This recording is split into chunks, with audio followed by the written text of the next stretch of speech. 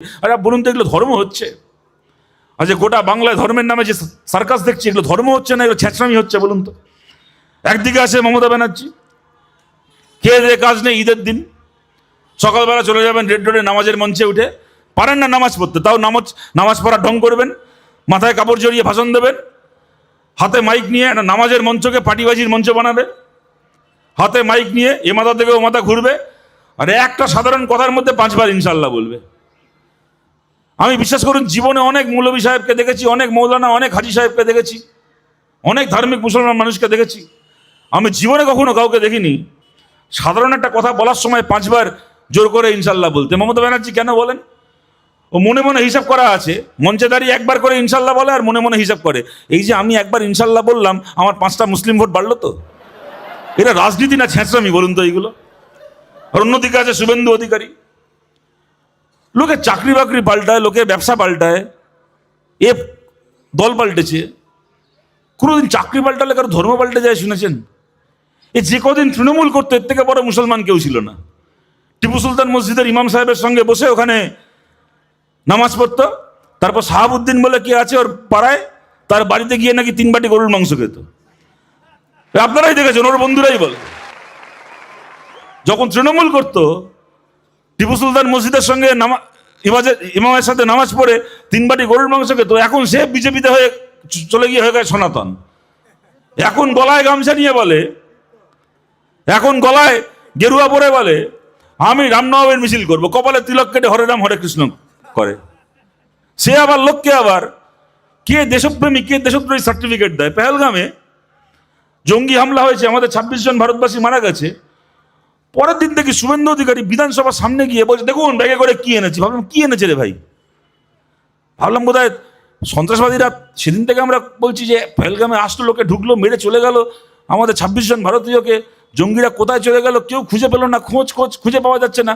হঠাৎ শুভেন্দু অধিকারী বিধানসভার বাইরে বলছে এ দেখুন ব্যাগে করে কি নিয়ে আসছে। ভাবলাম কি ব্যাগে করে ও জঙ্গিগুলোকে ধরে এনেছে নাকি? ভাবলাম ব্যাগ থেকে বোধহয় জঙ্গিগুলো বেরোবে। ও মা, দেখছি পাকিস্তানের পতাকা বার করছে, 1 2 3 4 করে গুনছে 26টা পতাকা। ব্যাগ থেকে 26খানা পতাকা বার করেছে পাকিস্তানের, করে বলছে পাকিস্তানকে জব্দ করব। কি জব্দ করবে? বলছে পতাকাগুলোকে এবার আমি এখানে পোড়াবো। চিন্তা করুন কত বড় ভাঁড় হতে পারে একটা লোক। ওরা আমাদের 26টা মানুষকে মেরে গেল, এই 26টা ন্যাকড়া পোড়াবে, তাদের নাকি পাকিস্তান জব্দ হয়ে যাবে। আর আমি আপনাদেরকে বলছি, দেখুন আমার 39 বছর বয়স হলো, এখানে আপনারা অনেকে আছেন আপনাদের বয়স আমার থেকেও বেশি দিন দেখছেন। আপনি কোনোদিন ভারতের কোনো বাজারে পাকিস্তানের পতাকা বিক্রি হতে দেখেছেন? ভারতের পতাকা পাওয়া যায়, আমি দেখি ফুটবল ওয়ার্ল্ড কাপের সময় ওই অনেক আর্জেন্টিনার সাপোর্টার আছে আমাদের এখানে, অনেক ব্রাজিল সাপোর্টার আছে, ব্রাজিল আর্জেন্টিনার পতাকা পাওয়া যাচ্ছে, প্যালেস্তাইনের পতাকা পাওয়া যায়। যখন আমরা প্যালেস্তাইনের প্রতি সংহতি জানিয়ে মিটিং করি, মিছিল করি, প্যালেস্তাইনের পতাকা আমাদের ভারতে বলে না গোটা পৃথিবীতে পাওয়া যায়। প্যালেস্তাইন এত বছর ধরে আক্রান্ত একটা দেশ, তার হয়ে দেশে দেশে মিছিল হয়, মিটিং হয়। কিন্তু আপনারা কে দেখেছেন আমি জানি না, বিশ্বাস করুন আমি আমার জীবনে আজ পর্যন্ত কোনো দিন কোনো বাজারে কোনো দোকানে কোথাও কোনো দিন পাকিস্তানের পতাকা বিক্রি হতে দেখিনি। পাকিস্তানের পতাকা যে ভারতে পাওয়া যায় আমার ধারণা ছিল না, এই প্রথম আমি দেখলাম একটা লোকের কাছেই ভারতে পাকিস্তানের পতাকা থাকে, তাদের শুভেন্দু অধিকারী। তার ব্যাগ থেকে 26টা পতাকা বেরোচ্ছে, সে আবার পতাকা পুড়িয়ে আমাদেরকে বলছে ও দেশপ্রেমী আমরা দেশদ্রোহী। না, আপনাদের বলছি এই শুভেন্দু আমাদেরকে কি দেশপ্রেম আর কি পতাকা শেখাবে? এই শুভেন্দু অধিকারীর হাতে একটা সময় ছিল কংগ্রেসের পতাকা, তৃণমূল থেকে ভালো অফার করলো, ভালো মাল করে দিল, ও কংগ্রেসের পতাকা বেচে দিয়ে হাতে তৃণমূলের পতাকা তুলে নিল। তারপর বিজেপি থেকে ভালো মাল করে দিল, ও তখন হাতে তৃণমূলের পতাকাটাকে ফেলে দিয়ে বিজেপির পতাকা তুলে নিল। এই শুভেন্দুর হাতে আজকে আছে ভারতের পতাকা, কালকে যদি পাকিস্তান থেকে ভালো মাল করে দেয় এ ভারতের পতাকা ফেলে দিয়ে কালকে পাকিস্তানের পতাকা তুলে নেবে। আমরা যারা কমিউনিস্ট পার্টি করি আমরা কোনোদিন আমাদের হাতের লাল ঝান্ডা বিক্রি করিনি, আমরা কখনো ভারতের তেরঙ্গা পতাকাও বিক্রি করব না। যে পতাকার জন্য লড়াই করেছে আমাদের দেশে আমাদের আগের প্রজন্ম, সেই পতাকার জন্য আমরা জীবন দিতে পারি। এই শুভেন্দুর মতো 420দের কাছ থেকে আমাদেরকে দেশপ্রেম শিখতে হবে না। কিন্তু এই রাজনীতি আমাদেরকে কি দিচ্ছে বলুন তো?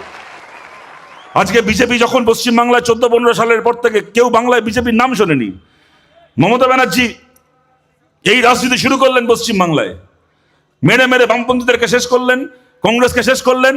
তার বদলে বিজেপিকে এনে বসিয়ে দিয়ে বাংলার, বিশেষ করে বাংলার উনি জানেন 30% মানুষ বাংলায় ধর্মে মুসলমান, তাদেরকে গিয়ে বললেন দেখো বাংলায় বামপন্থীরা দুর্বল হয়ে গেছে, কংগ্রেস দুর্বল হয়ে গেছে, এখন বাংলায় খালি আমরা আছি আর উল্টো দিকে বিজেপি আছে।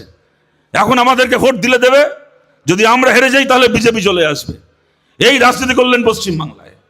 কিছু বাকি আছে বলুন তো মমতা ব্যানার্জির আমলে পশ্চিমবাংলায় বিজেপির আসতে? আমি বললাম এর আগে, আজ অব্দি বিজেপি যে কাজ কোনো রাজ্যে করতে পারেনি সেই কাজ বাংলায় করে দেখিয়েছে মমতা ব্যানার্জি। সরকারের টাকায় মন্দির তৈরি করেছে। ওয়াকফের কথা ইব্রাহিম বলার সময় বলছিল, যখন আমাদের দেশে কৃষি আইন পাস হয়েছিল আপনাদের মনে আছে, আমরা বিরোধীরা পারিনি পার্লামেন্টে কৃষি আইনকে আটকাতে, আমাদের সংখ্যা কম ছিল। তারপরে কি হলো? এক মাঘে শীত পালায় না। মোদি ভাবলো, অমিত শাহ ভাবলো বিরোধীরা পার্লামেন্টে কৃষি আইন আটকাতে পারেনি, কৃষি আইন পাস হয়ে গেছে, আদানি আম্বানির হাতে ভারতের ক্ষেত খামারকে তুলে দিয়েছি, আমার আর কোনো চিন্তা নেই। এক মাঘে শীত পালায় না যে কাজ আমরা ভারতের বিরোধী দলগুলো পার্লামেন্টে দাঁড়িয়ে করতে পারিনি, সেই কাজ ভারতের কৃষক রাস্তায় দাঁড়িয়ে করে দেখিয়ে দিল। 1 বছর টিকরি সীমান্ত অবরোধ করে রেখে ওই কৃষি বিলকে মোদি অমিত শাহর মুখে শুনে মারলো ভারতের কৃষক। ওদের ফেলা থুতু ওদেরকে চাটতে হলো, কৃষি বিল ভারতে বাতিল হলো, ওরা প্রত্যাহার করতে বাধ্য হলো। আমরা সিপিএম কি চেয়েছিলাম?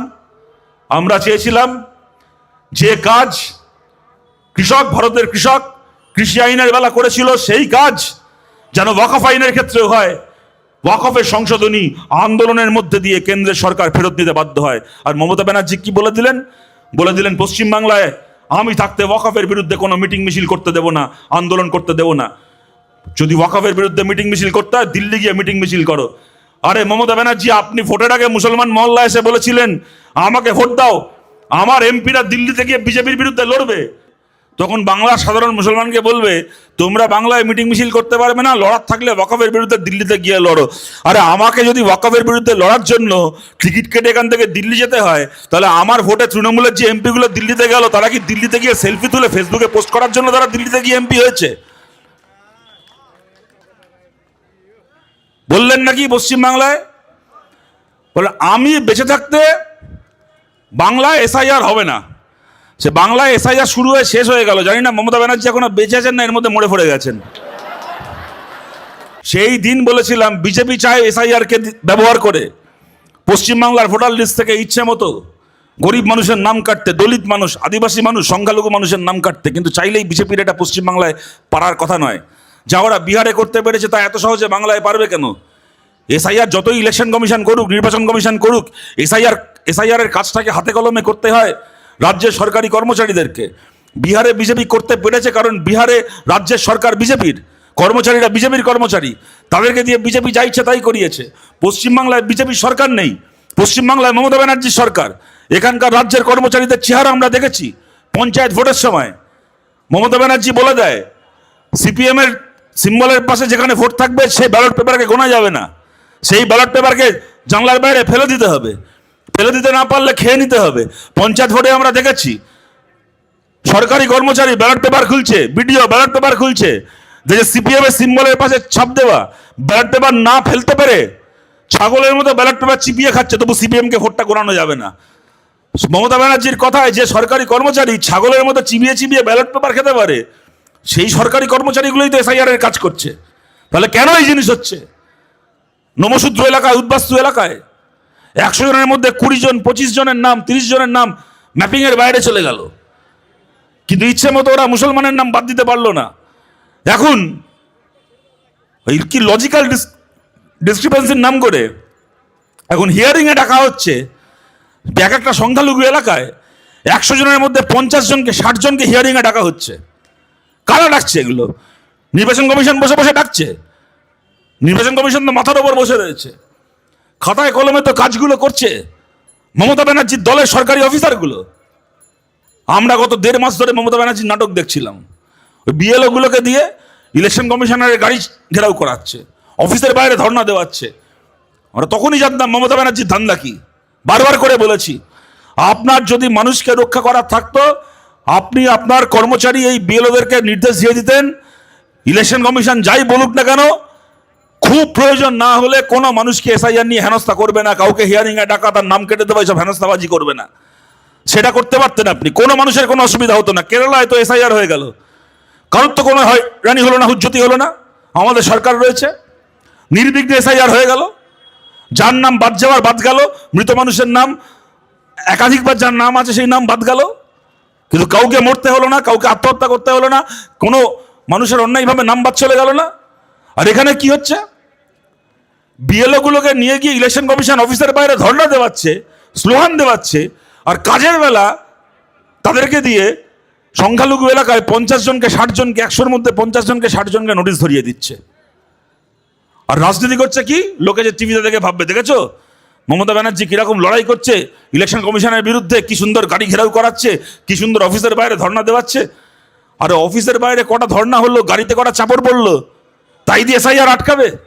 আপনি চাইলে মানুষকে রক্ষা করতে পারতেন, আপনি করলেন না। 100 দিনের কাজের ক্ষেত্রে যে রাজনীতি করেছেন, প্রথমে নিজেই টাকাটা চুরি করলেন, তারপরে কেন্দ্র টাকা আটকালো, তখন কেন্দ্রের বিরুদ্ধে আদালতে না গিয়ে রাস্তায় মিটিং মিছিল করে লোককে বলছেন যে বিজেপি টাকা আটকেছে তাই আমায় ভোট দাও। এসআইআর নিয়ে এক রাজনীতি, এনআরসির বেলায় রাজনীতি আমরা দেখেছি।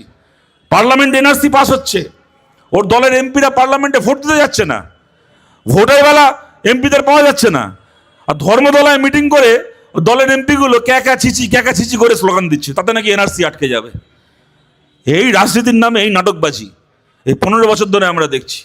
তাই আপনাদের কাছে আবেদন করছি, দেখুন ওদেরকে নিয়ে গালাগাল দিয়ে ঘন্টার পর ঘন্টা বলে যাওয়া যায়, ওই বলে কোনো লাভ নেই। গালাগাল খেয়ে দেখবেন কোন দিন ছাগল ঘাস খাওয়া বন্ধ করে দেবে, তবু তৃণমূল ঘুষ খাওয়া বন্ধ করবে না। ওদেরকে গালাগাল দেওয়া মানে নিজেরও সময় নষ্ট, অন্যেরও সময় নষ্ট। কিন্তু কতগুলো কাজ আমরা এই বাংলায় করতে চাই, যদি আপনারা আমাদেরকে সেই কাজের যোগ্য মনে করেন, যদি আপনারা মনে করেন আমাদের এই লক্ষ্যগুলো ন্যায্য, তাহলে আমাদের পাশে আপনারা দাঁড়ান।